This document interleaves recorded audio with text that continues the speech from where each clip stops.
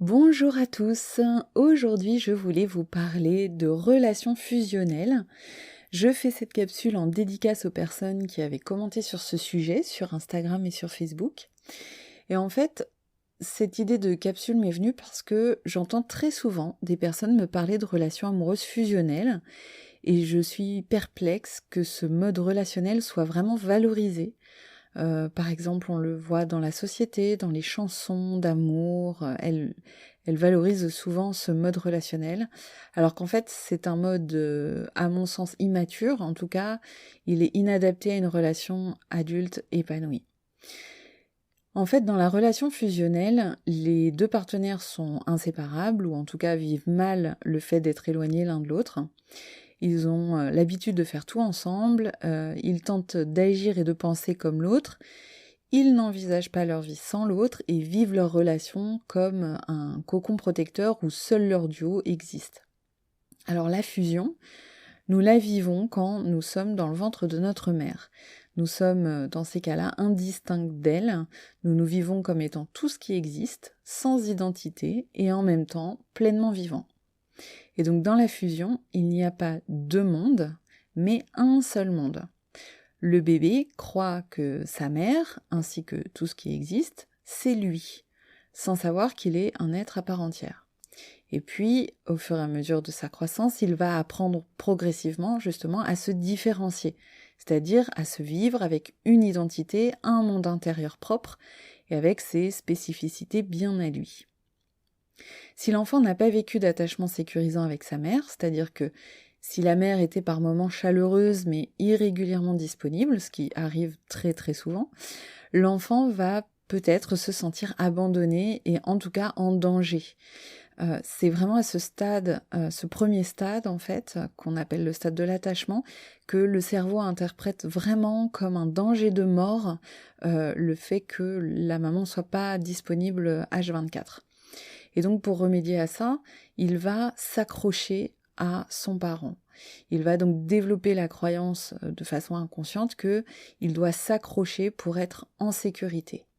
Et comme il n'a pas expérimenté le stade fusionnel de façon satisfaisante, l'adulte qu'il va devenir ensuite va garder une trace de cette période de vie et va chercher à retrouver la sécurité qui lui a manqué pendant cette phase.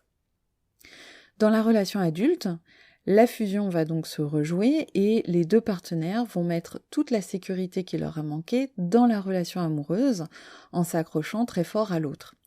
Donc c'est tout à fait naturel lors de la période romantique de la relation, c'est-à-dire quand au tout début de la rencontre, on a les papillons dans le ventre, quand on se languit de revoir l'autre ou quand on attend des nouvelles de son partenaire avec impatience, mais cette phase-là n'a pas vocation à durer. Et puis surtout, le couple ne doit pas être au détriment des deux personnes qu'il compose. Et en fait, dans la relation amoureuse fusionnelle, le problème, c'est que le nous, qui est cette troisième entité dans le couple, donc il y a moi, il y a toi et il y a le nous, 1 plus 1 égale 3, donc ce nous s'éclipse parce que toi et moi ne faisons qu'un dans la relation fusionnelle.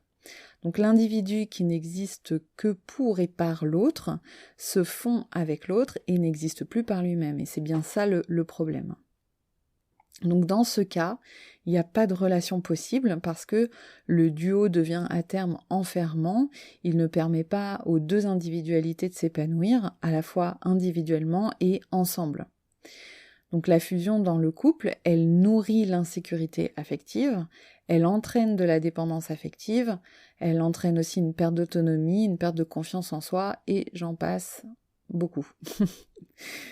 Donc, dans une relation amoureuse adulte et épanouie, chacun des partenaires prend la responsabilité de satisfaire ses propres besoins. Donc ça, c'est au lieu de faire porter à l'autre en fait la satisfaction de ses propres besoins, la personne va s'en occuper elle-même. C'est ça l'autonomie. Les deux partenaires vont aussi savoir faire des choix et donc savoir aussi renoncer à certaines choses. Ils vont également voir le couple comme une troisième entité dont chacun tient un bout en fait, c'est-à-dire dont chacun est responsable.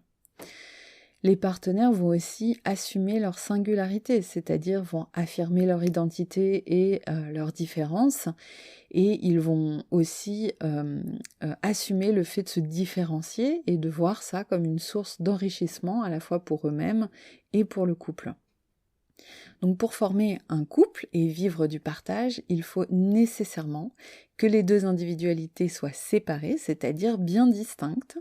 Et pour le couple fusionnel, c'est justement ça qui est un problème, puisqu'ils fondent leur alliance sur la ressemblance, alors que dans un couple épanoui, l'alliance, elle est fondée sur la ressemblance, mais aussi et surtout sur la différenciation qui va enrichir le couple.